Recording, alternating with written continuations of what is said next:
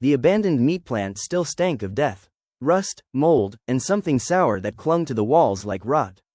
Detective Rock Cephas adjusted the earpiece in his right ear and tugged the ballistic vest tighter against his chest.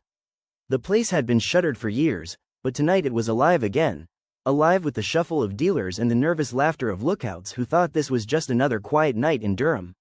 Not tonight. Mobile command to lead unit. Rock, you copy? Nicodemus Bartholomew's voice crackled through the comm. Too eager, too green. The kid still called him sir sometimes, even after months of working together. Copy, Rock muttered, scanning the shadows. He moved like a wolf through the narrow hallways, Glock in one hand, flashlight angled low. His boots whispered against broken tile. He counted 3 or 4 yards ahead, 2 voices, 1 heavy breath. On his signal, the TAC team swarmed in from the north loading dock, weapons up, orders barked. Rock didn't wait. He slammed into the first thug with his shoulder, knocking the man into a wall of rusted hooks that once held sides of beef. The man screamed, the hooks bit into his jacket. The second reached for a pistol, but Rock fired first, center mass, clean, no hesitation. The body crumpled. Lead clear, Rock said into comms. Copy that. Units pushing to Sector 3, Nicodemus replied, his voice shaky. Rock didn't slow. The raid was his hunting ground. He moved with predatory confidence, smashing through anyone in his path. A fist, an elbow, a well-placed boot, every move sharp, efficient, the kind of violence that came naturally after years of military service. He wasn't just taking down bad guys, he was sending a message. Halfway down a corridor, he shouldered open a metal door and stepped into a wide storage room. The air was damp, the floor soft under his weight. He barely had time to register the rot before it gave way beneath him. The world dropped out. He hit hard, his ribs screaming, his gun skittering across concrete. He rolled, groaned, then lay still, blinking up at the ragged hole in the ceiling. A good 12 feet above. His comm hissed static, Nicodemus calling his name, but no words broke through. Shoot. Rock forced himself upright, hand pressed to his side. He tested the radio. Nothing. The floor above creaked with movement. The team was sweeping, unaware he was gone. He was alone. The room he'd fallen into was not on any of the operation specs. No blueprints, no mention in the recon reports. And yet here it was, wide, low-ceilinged, and stacked floor to ceiling with crates.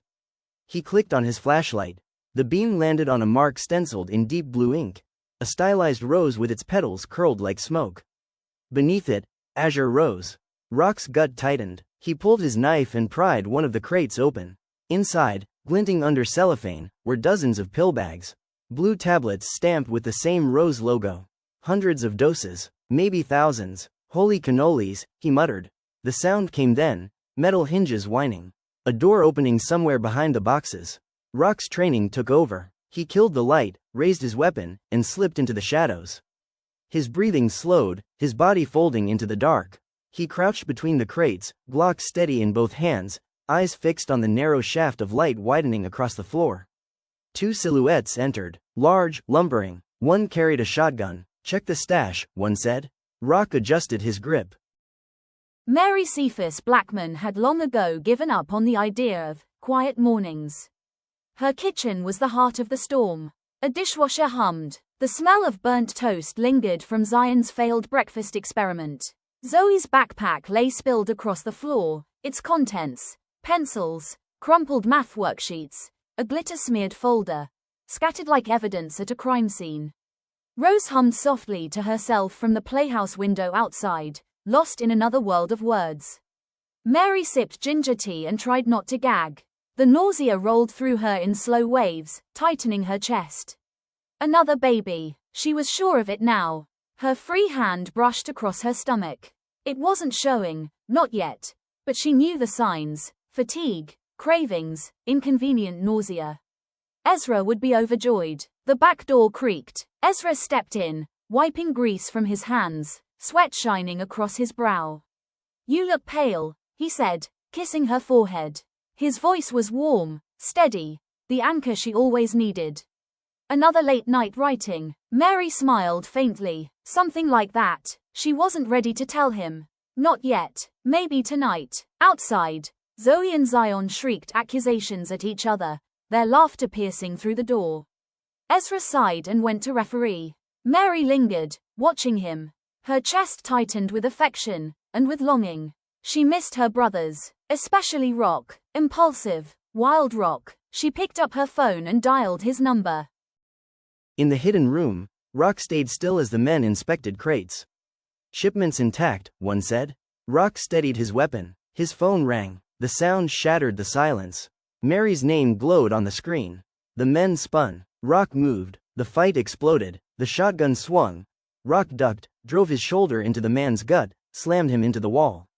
The second lunged. Rock blocked, countered with an elbow to the jaw.